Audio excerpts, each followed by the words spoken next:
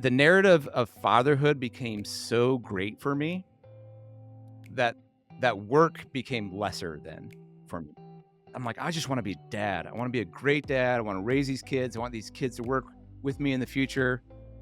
And so the work that I was doing, I had zero motivation for that. I continued to get fired by my clients because they were like, hey, it seems like you don't really care about this and you really care about your family. I had to keep saying, you're right. Run your home and your dough like a biblical boss. Hey, all you Abrahamic fathers, I hope your year's off to a bang up start. And I wanted to give you a little bit of inspiration this week by interviewing a local friend of mine here in Cincinnati. It's a guy named Sztanyo. He's an interesting character, as you're going to hear. He started out with a young life background. He and his wife were these, kind of live on nothing volunteers who were just spending time with high schoolers. Um, and he went through the process that I see a lot of young dads going through, where you're in a job that either you see isn't sustainable. I'm not going to be able to build a family life around this, or it's something you just don't enjoy. There's no passion, and you think I'm not going to keep doing this, or I'm going to go crazy. And so you start through the uncomfortable process of going, God, what am I made to do? What can I do out there? So we're going to hear from Eric on his story. And for those who know the Cincinnati scene, um, Eric is part of our local community here. I see Eric in a couple of places, one of which is the YAM, Young Adult Midrash. I think I've described that before. I have a couple of kids in that. Eric has one, and he's part of the Jeremy Pryor ecosphere, if you know that name. And so anyways, we're gonna hear some of Eric's story. I think you'll be encouraged that as long as you're willing to try, as long as you're willing to walk in Abraham's steps and go, I'm gonna take responsibility for what you've given me, God. Would you help lay out a path for me? I'm gonna walk by faith. I'm going to believe that you're going to take care of me and my family. I feel like I'm a jangling mess, but I'm giving you my life, Lord. Um, and He has a way of laying those things out. So I bless you, and I bless the plans that God has for you and your family as you listen to this interview with my friend Eric Sztanyo. Eric, thank you for coming to us from the studio space that you've got going on. This is the most put together scene that we've ever had a guest have. Why tell me quickly, why do you look like you're so on top of it? You're just your little studio thing. Wow, what a compliment. The answer is because I have an assistant with a designer eye that I don't have. But I'm a real estate agent and I use YouTube videos. And so I record a lot of videos here in my office to help give the people the content that they so desperately crave about Cincinnati and Northern Kentucky. Have you ever considered putting up like posters of successful football players on your wall? You know, Joe Burrow has made a lot of people money over his college and professional career. And I'm not ashamed to say that I am one of them.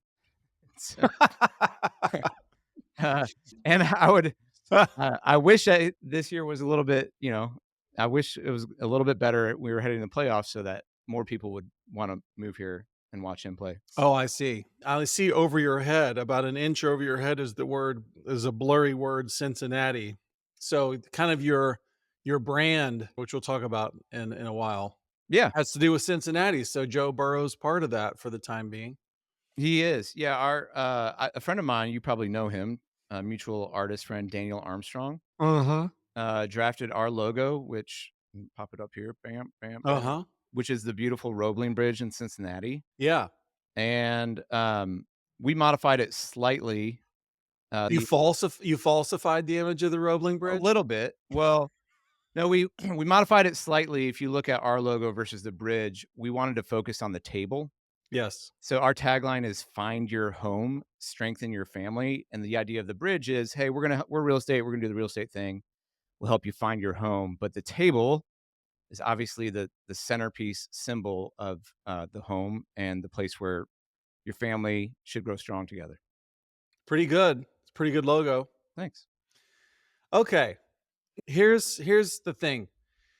What I know of you is that you, like many of the Abe's Wallet listeners, you were about elbow deep into ministry world and made peanuts doing that, which is how that typically works. And at some point, you were a frustrated man trying to find a niche with regards to a career, and you ducked and dived your way into something that seems to be working. So when that happens, you and I just had a chat in passing about how's your career going, and your answer was kind of spankling. It's kind of going spanking good. And Yeah. so I thought, well, that could be value to our people. So all I want you to do is tell us your story. So I want you to tell us uh, where you started at frustrated idealist, and then how you got to what you're doing right now and what you're doing. That's it. Okay. Go. Great. Thank you. Love to. Yeah, it was very frustrating for a long time, but good. I grew up here in Northern Kentucky with my met my wife through the ministry of Young Life. I was her camp leader, so always a great way to meet your future spouse. Yeah, that's a really good one. Yep. We followed all the rules mostly, but we got married. We've been married 19 years. We have 5 kids. We live in Fort Thomas, Kentucky. Um, our our neighbor is a mutual friend of the show, Jeremy Pryor. We live next door to the Pryors. Heard of Uh, him. yep. So we were Young Life leaders. Yeah, we weren't working for peanuts. We were working for nothing as volunteer Young Life leaders post college. That was like as you said, our whole world at the time was trying Like, you to. didn't have supporters or anything? There was just $0 attached to it.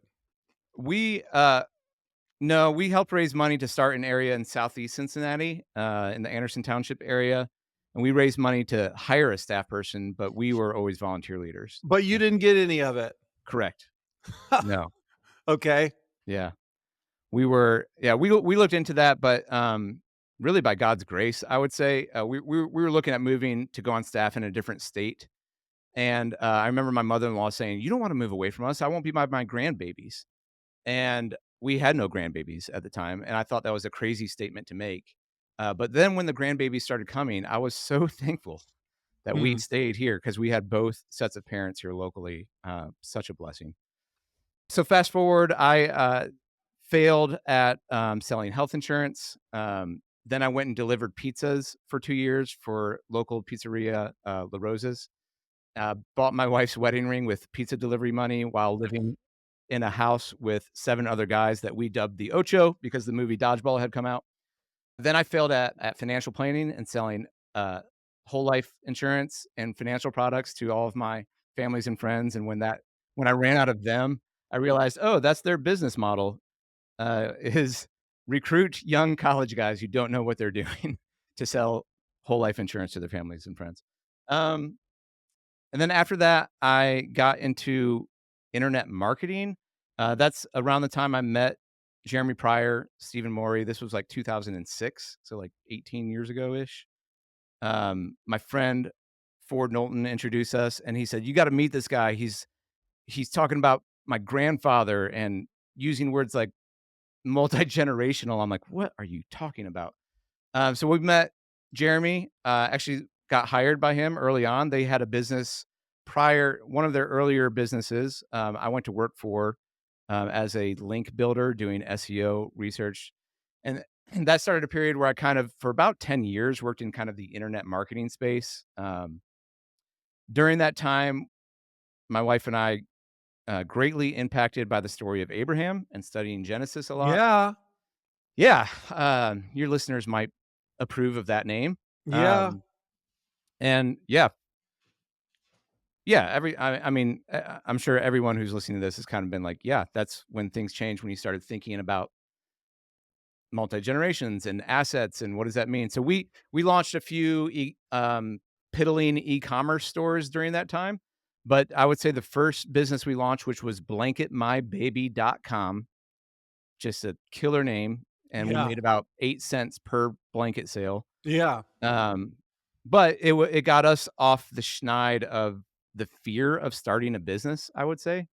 That was extremely valuable to get over that hump of like, what do you mean set up an LLC? And Mhm. what do you do? And how do I do accounting and all of that stuff? So we had a series of those, and we were getting into rental real estate a little bit, just trying to develop multiple streams of income. Um, all of that was kind of working. We were having more and more kids. Uh, at one point, I went to actually work for a startup company here locally. Um, and I worked for them for 2 years, mostly because I was lonely, like, doing link building in my office alone, and kinda wanted to work for a team and also get a piece of a business that potentially had the ability to scale and pay out large, so it's kind of like a roll of the dice. What is link building? Oh, essentially telling Google, "Hey, my website is important because these websites are linking to my website," to try to improve your rankings on Google so that more people click on your website and pay revenue to your business. Sounds fun. It was not. Okay.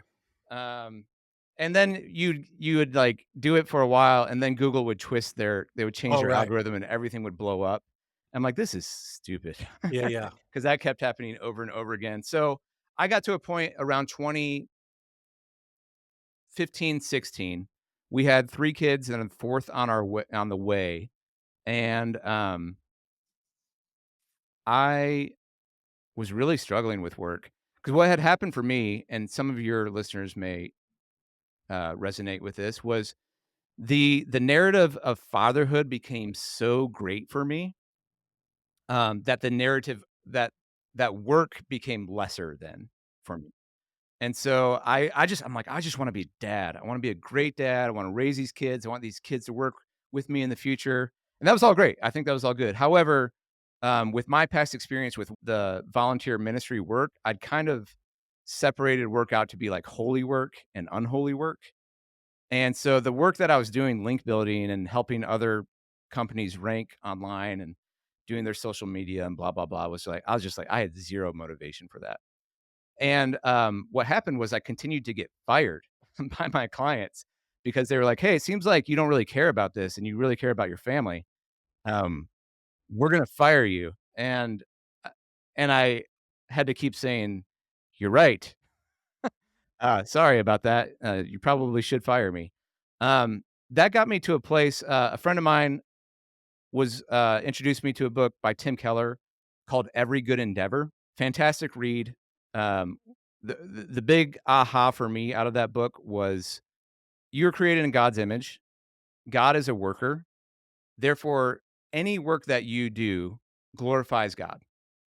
And it doesn't matter if it's preaching or evangelizing or whatever, or some kind of ministry work, or building a chair or collecting garbage or selling real estate, whatever it is.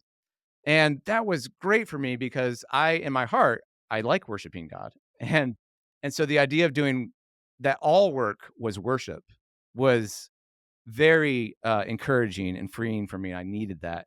And so at that point asked the question to God, God, what work did you make me to do?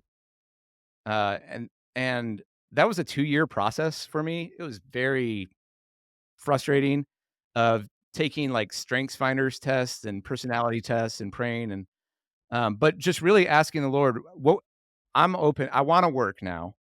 What should I do?" I'd like to just draw that out a little bit more what you've just said. One is as you say, the narrative of fathering.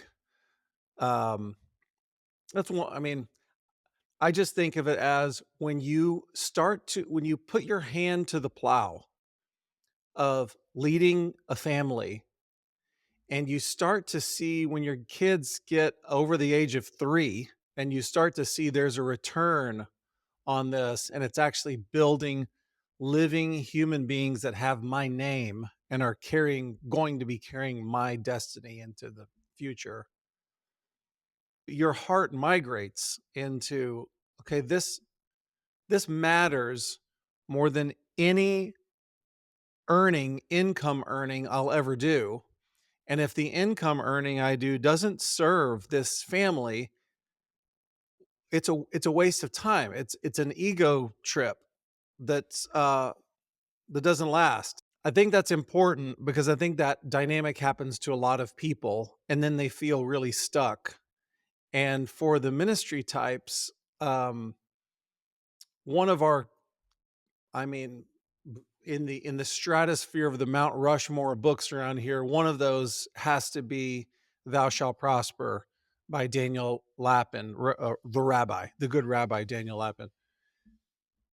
And his first law is that to make money is in itself a noble and virtuous thing. Right. And much like you, coming from a very ministerial, spiritual background, that was a real mind shift for me to understand, oh, that fathering, to father successfully, means to make money successfully, and those things are not at odds. They're both virtuous. They serve one another. So I I, I think there's a lot of people in that same spot, um, of asking, how do I efficiently provide for my family in a way that doesn't damage my family while I do it? Um, I've had 2 conversations this week with guys who are traveling so much for work that their marriages suffer and their children are partially estranged from them because of the travel for their work. And at some point you realize, well, the making of money, if it's to serve my family, how is it tearing my family down?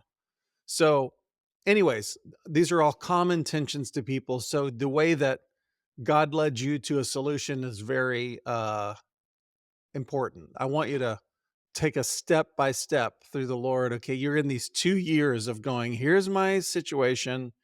How do I step my way out of this? Hmm.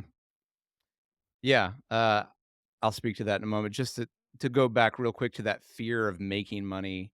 The reason I got into young life leading after college, most young life leaders do that while they're in college.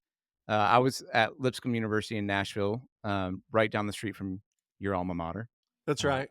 Belmont University, and I was an accounting and management double major and a Bible minor because I just really liked the Bible classes.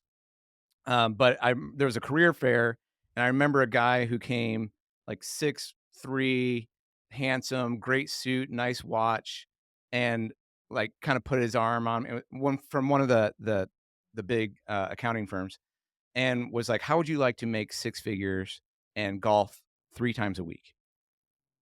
And I said, "That is exactly what I would like to do." Um, yes, sold, count me in. But I walked away that night, and, what actually happened in my heart was I got really scared by my reaction, which was like, "You just love money. Yep. You greedy little guy, you." And, that scared me, and I ran the other way, which was unpaid volunteer youth ministry, Yep. which, like I said, to your point, that set that whole career and wealth building, but there was, it was a lie, or it was incorrect, and I'll still say to this day, I've shifted on this, but I'm trying to be as alert as I can to the trap of wealth while building as much wealth as possible. Yes. It's a very weird That's it. it's a nice edge, right? And I just always want my heart to be tested, and I constantly feel like I'm asking the Lord, "If this was all taken away, would I still love you? Would I still Yep. trust you?" Um, while trying to build a huge thing, for my kids and for the future. So, yes. So, how did I get into real estate? Heading back into that after the 2 years, grace and the Lord dragging me into it. in a way that I was wasn't expecting because like I said, I had a rental. I looked into some real estate investing a little bit. I was kind of interested in that, but the idea of being a real estate agent was was not something I wanted to do. Again, because I don't want to work nights and weekends and be Yeah. away from my kids and be the person who's checked out on their cell phone all the time. Yep. Um, so I actually what was happening was after the 2-year process, I was fed up and I'm like, "Lord, what the like, what what's going on here? Like, what are you gonna do here?" And eventually I was like, "You know what? I'm sick of this. I'm just gonna try, wholesaling real estate," which is like the we buy houses for cash kinda thing, Yeah. but I'm gonna do that online because I'm good at getting leads online, and I don't have the money to buy these houses, but I can get the leads and sell them. And Okay. because I knew how to do that. And so I started getting these leads and then I started meeting these sellers of these homes. I got one under contract. I put it on this investor website called Bigger Pockets, which like all it is people buying and selling different real estate things. And another local wholesaler said, "Hey, you can't do that because." I'm like, what are you talking about? I can't do it. There's like thousands of properties on this website." He's like, "No, you're not a licensed real estate agent. You can't say this property is for sale. You can say the contract is for sale, but Hmm. you can't say the properties." I'm like, I have no idea what I'm doing. And Right. I I like breaking rules, but I also don't like getting in trouble. So Yes. I was like, you know what? I should probably go get my real estate license. And so I opened up the book to chapter one, like these are the skill sets of what it means to be a real estate agent. And it matched like line for line all of my strengths finders for the last few years that I'd been Wow. looking at. Like, oh, I think this is actually a really good fit. So I kind of backed into it the way the Lord just kind of brought me to it, Yeah. is my answer. I was not seeking it. And then over the past, I guess it's been 6, almost 7 years, it's been a venture of both doing the real estate agent side and the real estate investing side at the same time. Talk to us from going from 0 to whatever you're describing. Um, It should have been terrifying, but it wasn't. My wife, like I said, so at that time, like I said, my fourth was on the way. Um, while she was giving birth to my one daughter, we have 4 boys and 1 daughter. I was going through real estate licensing modules in the hospital because that's You the have a high tolerance for uncertainty, is what you're telling us. well, what happened was because we had taken all of those risks with the little piddling e-commerce stores and or various other businesses, and every time we got pregnant, I either lost a job or my pay decreased. Um, so, uh, but the Lord was faithful in each one of those times, and there was provision every single time.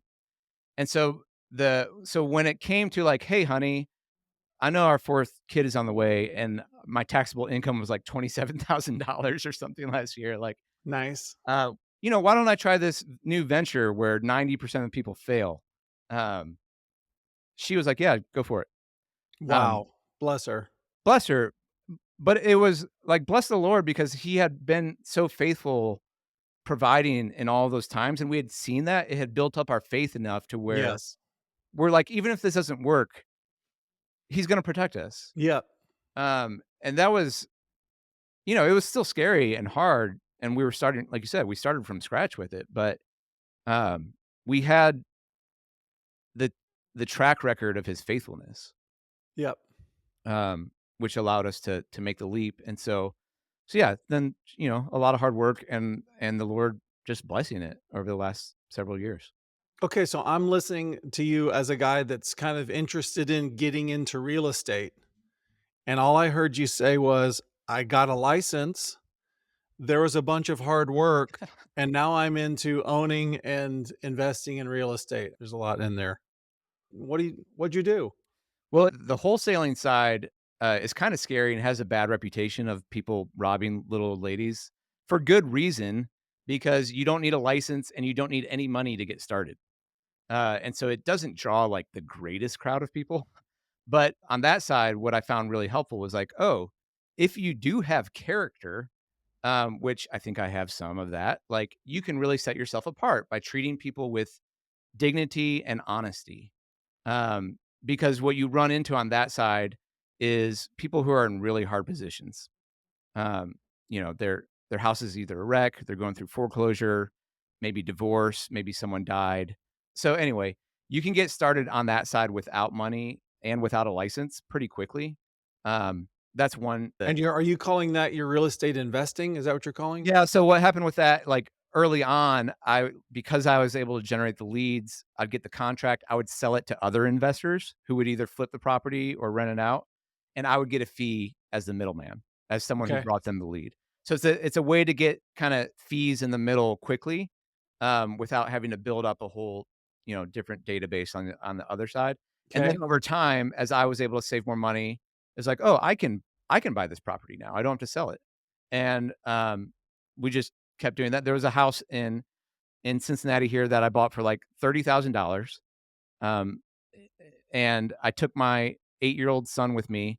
We went and vacuumed it and, like, scrubbed the baseboards and then sold it for $60,000, Okay. like, a week later.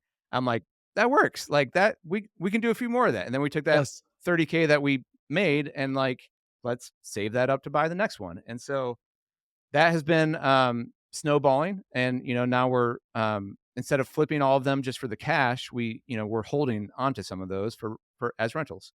On the real estate agent side, my number one recommendation would be to, and I'm sure you could get this for free, but go to your nearest Keller Williams office and say, "I would like the red book, please."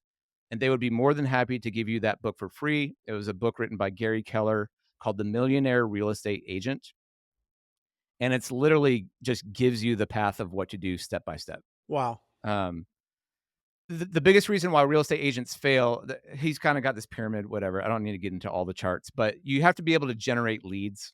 Okay. Uh, Fortunately for me, in the 10 years of failure and making zero money before real estate, I did learn how to generate leads. I knew how to do some internet marketing and some different things, some video. And so that was extremely beneficial for me, coming over into real estate where I can continue to do lead generation via social media or YouTube or different things. But you don't have to know how to do that. One thing that's great about real estate is you can generate leads in about 50 different ways. And so I am not, most people, when they think of real estate agents, they think of maybe the extrovert who is super outgoing and a networker and lights up the room. I am not that person at all. I much prefer, like, if I'm meeting a I'm an introvert, I'm pretty heavy introvert, but for me, holding up a phone to speak to a camera is way easier than trying to meet, like, 50 new people. Of course. So I get to be an introvert with my camera, and fortunately, in this world, that costs basically nothing to do, and then I can post that out, and thousands of people can watch me being an introvert to my phone So camera. now we've arrived at your YouTube channel, which is why your setup looks so good. Is that right? That's it. Yeah. So tell us about your YouTube channel. The book you mentioned before, Thou Shalt Prosper, Yeah. you get paid to solve problems for people, and the Yeah. bigger the problem, the more you get paid. And so anything you're doing on in any business, let alone real estate, and providing content, it's what you guys do with your podcast here, is, if you provide valuable content to people, like, you're gonna get paid for it? Yeah. So the channel is simply my best effort to try to bring value to people. Specifically, who it reaches the most are people looking to move to the area. Um, so if you have a family who's looking to move to Cincinnati, I go, well, what are the questions people would want to know if I'm moving to a city? Which are, what's it like living in that city? What are the pros? What are the cons? What are the taxes like? What are the good schools? What are the good neighborhoods? How much can I get for this? There's all kinds of, and then you can, it's just like any other internet marketing. There's a funnel and there's like big picture questions, and then you can narrow down to like this floor plan from this builder, Right, like, right, right. so every single week I make a video or 2 or 3 and just put it out there So your for the people. channel acts as an advertisement for Cincinnati specifically. Yeah. Yes. And I know a lot of our uh Abe's Wallet people who are just interested in Cincinnati. So they'd be interested in your channel. But your Yeah. channel is not called welcome to Cincinnati.com. It's called Team Sztanyo, right? Yeah. So what you're doing is you're kind of baiting the hook for you should come to Cincinnati, and if you're interested in coming, here's, as you say, here's tax issues for living in this area. I'm assuming you do. Here's the best ice cream parlors in town, that kind of thing. Yeah, I'd like to do more of that. I'd love to connect more with local business owners and feature them. But yeah, that's the idea. And then have you gotten leads off of that? Oh yes, many leads. So Uh, people, you told me people watch your videos and they'll go, based on that video, you're now my real estate agent, and I want to move to Cincinnati. well, I mean, I don't know if I give myself that much credit, but it's again, think of any channel or podcast or video channel you subscribe to. You trust the person over time, Sure. especially if they're authentic and or have some level of competence and um you know it, so yeah this is not unique to real estate, obviously, like but it does build authority, it builds trust, and so it is very common that someone who is moving here might stumble across the channel, watch 5, 10, 15 of the videos. And so they've built up all this trust and credibility with me as their agent. They could still choose anyone else, but they're like, "Ah, I like that guy." And so the message comes in like, "Hey, we're moving in the spring. Been watching your channel. Thanks. Super helpful. You know, can we connect? You're our real estate agent." Okay, So, that yeah. kind of blows my mind. I didn't know that that was even a possibility. Had you seen someone else that had done that? Yes. And I copied him exactly. Great. Kinda like it's So kinda like using Keller's Red Book. exactly. I don't need Um, that's honestly, that's a huge reason why I got into real estate in the first place was A, this produces more millionaires than any other thing in the world, and B, I don't have to recreate it. And uh-huh, I was really struggling with that in internet marketing, and I'm not much of a creative, but like in real estate, it's just like it's all right there. Just go copy that thing and pain change inside the the stars. numbers. Yeah, Yeah. it's very much like the business for that way. Okay, we've gone in your story from a guy who's kind of uncertain about where he's going. You find this niche. I think it's a pretty significant moment when, as you say, you look through the description of being a real estate agent and go, "Holy cow, that's me." Um, you start to move in this area. You start to sell houses to people, and you. I don't know how you make this decision, but over time you gain the expertise to go. I'm going to keep that house, and I'm going to be a landlord. You rent out a handful of houses. You're a landlord. You juggle all of the debt and all of the mortgages for all of these properties that are owned by your LLC. Yeah, multiple LLCs, debt, not so much. People might be familiar with kind of the Burr method, where you use a lot of debt and leverage. And I'm not opposed to it. And in fact, as a younger man, I was very much like, yay, leverage, good debt, buy an asset.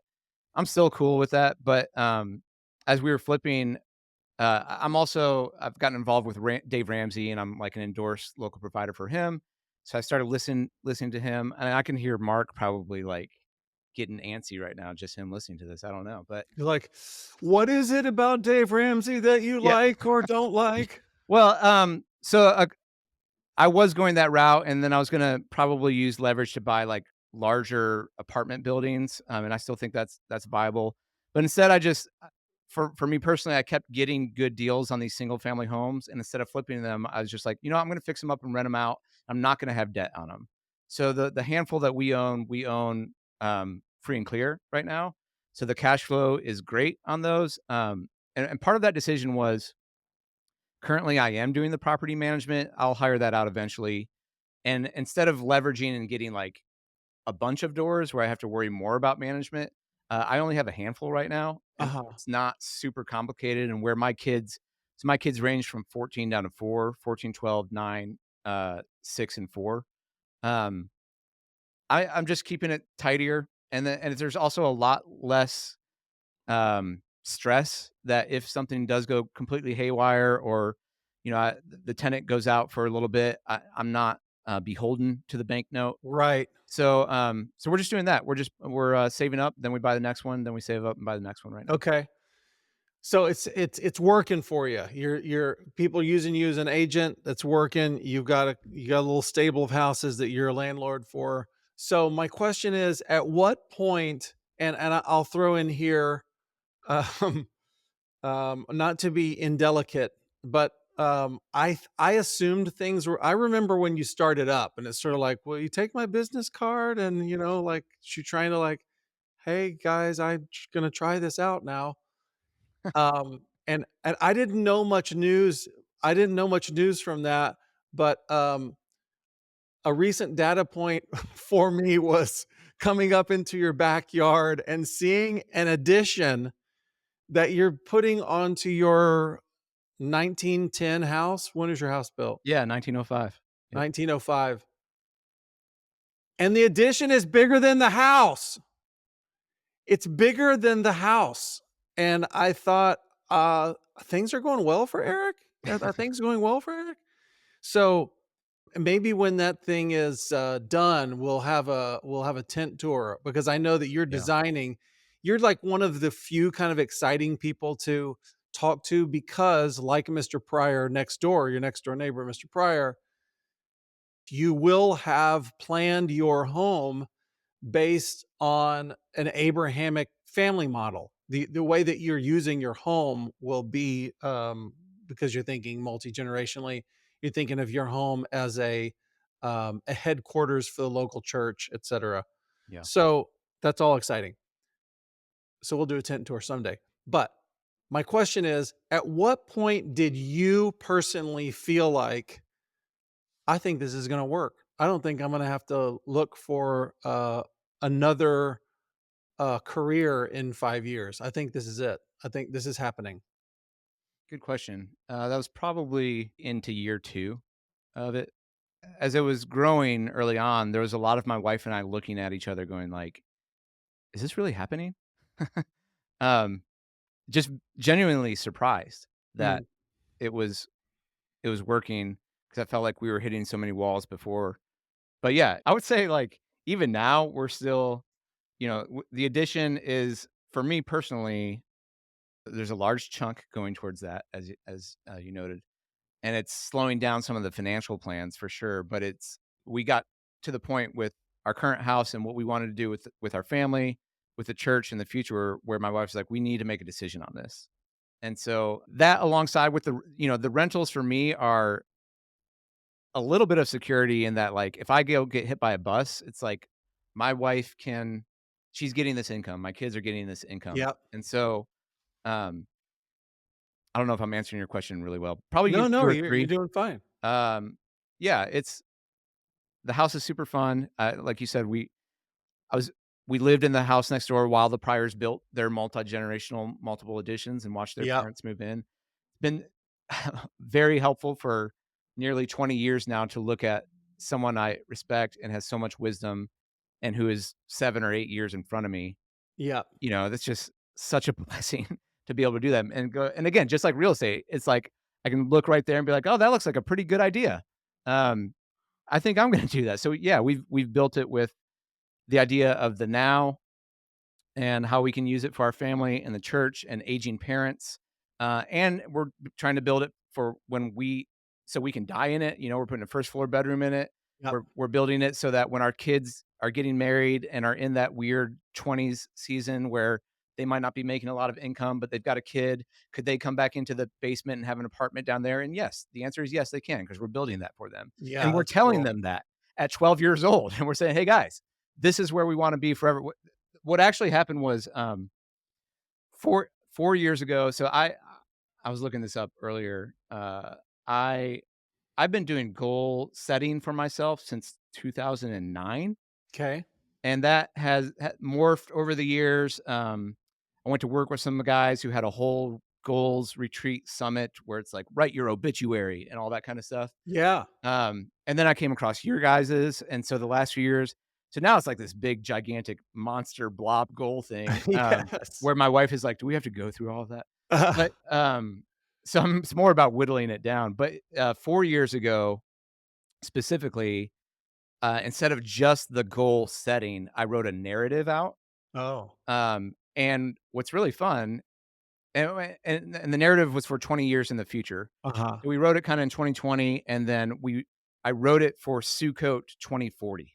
Oh, cool. And I had all of our ages, all of my parents' ages, and then I I wrote a story for the night, one night of Sukkot, and where we were as a family. That's really cool. And, that again, that's not something natural to me, that's just, like, because I've been around this idea and we were like, "It needs to be more than just, like, we'll make X amount, we'll have X," Sure. but the narrative, it was like, "What does it smell like? What does it sound like? Yeah. What does it taste like?" And so it was like, "Oh, there's babies crying. Amen. There's pies being baked. Amen. There's a fire going. We're talking about politics and who we're discipling, and, even down to, like, "Oh, it's 9:30, the grandkids are breaking down, the kids better go home." Like, so I made that whole night, and, what's really fun about, what's happening the last few years and the addition is, like, we we wrote this thing and it's, like, coming to life. That is so Um, cool. and part of it was, like, and I didn't know this was happening because we were looking for real estate all over town. But I wrote like, "Oh, we hung out with the Priors tonight for Sukkot," like, and, it's just like, and we're on Bluegrass, and all the kids live within a few miles of us, and, how many kids they had. So that's been really amazing, and part of the credit is to you guys, like, your encouragement for getting away and having those retreats with my wife. We've done that every year the last several years where we're just pondering and dreaming on this stuff, so. And it's, like, literally being built in my backyard. Justin Wolfenberg, who you've also had on the show, Yep. is our builder, and so Great. all the guys who are building the house are the sons of all of our friends, That is so and amazing. and they're like, we look out our back door, and there's these teenagers, these Gee boys whiz. becoming men, and, a big reason why we chose Justin, if not the reason, was, like, I want my sons to build this house. Right. And so the vision, maybe this is a little sinister, I don't know, but it's like, we've got this vision where we want this home to be the hub until we die and to be a hub for all of the family events.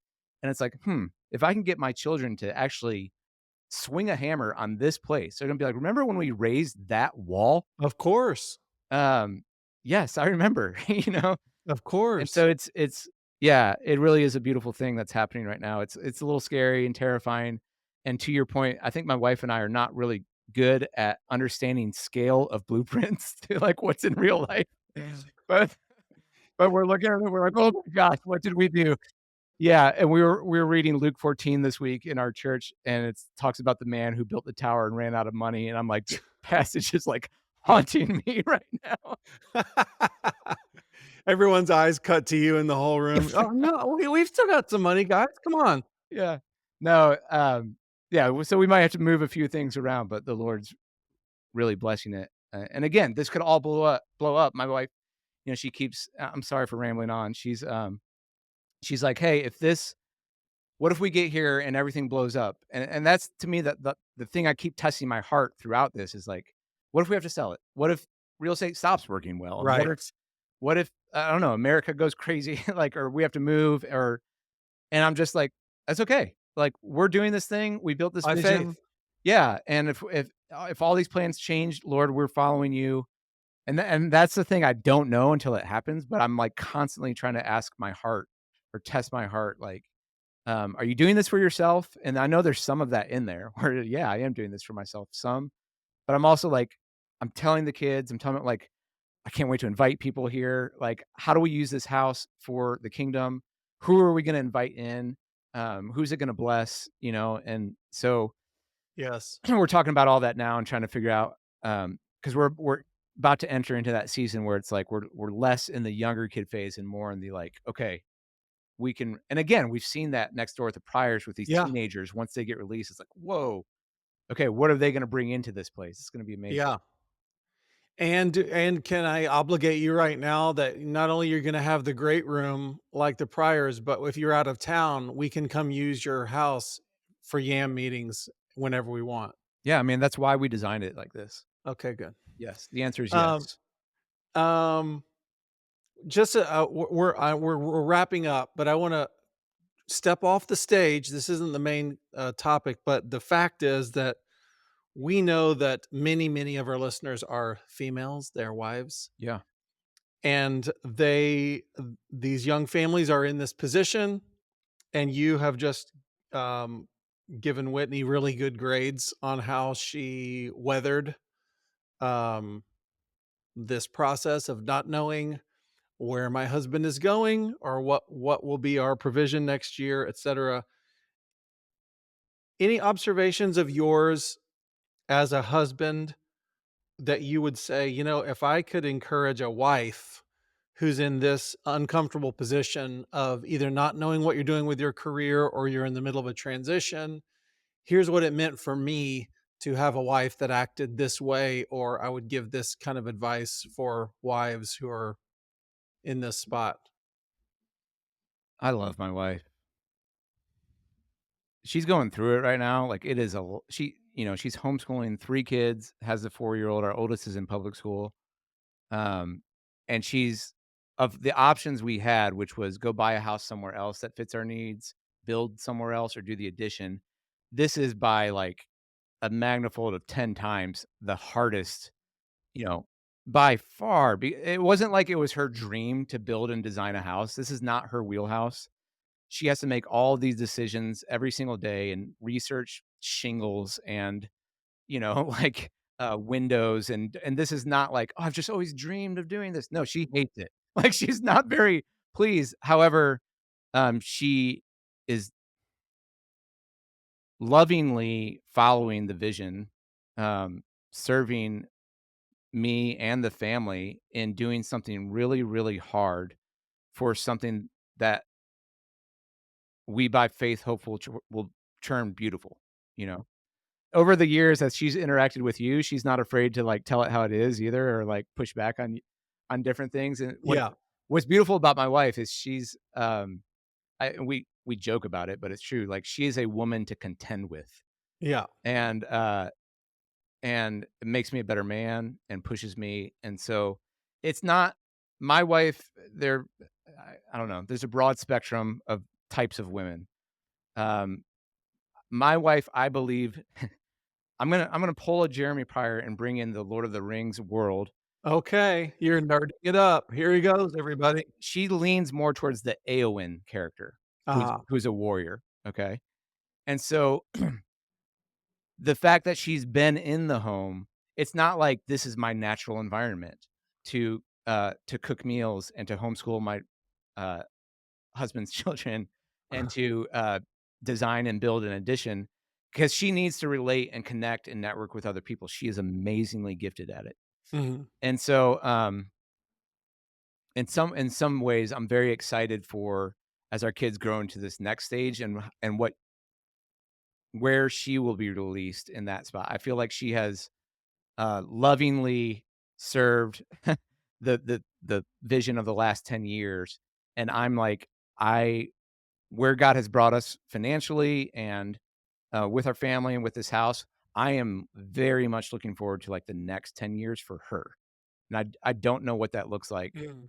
um, right now currently, but, I'm thrilled to see God use her, because I anywhere she goes and anyone she interacts with, they're like, they're just like, "We need more of you," you know? Yeah. She's just incredibly intentional and, loving and empathetic, and I just, yeah, sorry, that's a long answer. I love No, her. it's fine. Do you want me to gush more about my wife on the No, it's podcast? I can do great. that. Yeah, I enjoy you gushing about her. What comes to mind is the passage in First Peter 3 that says that you wives should be like Sarah, who was in such radical submission to Abram that she referred to him as Lord. And it says, you wives, if you can do this and not give in to fear, you'll be doing very well. You know, I forget, it ends something glorious and promising. And I just think of a wife going through like what Whitney has, and she has had to make a decision over and over. I will not give in to fear. I'm going to follow Eric by faith. The Lord's going to do right by us. I don't know what that looks like. It might mean suffering, it might mean more failure, but the Lord's going to do right.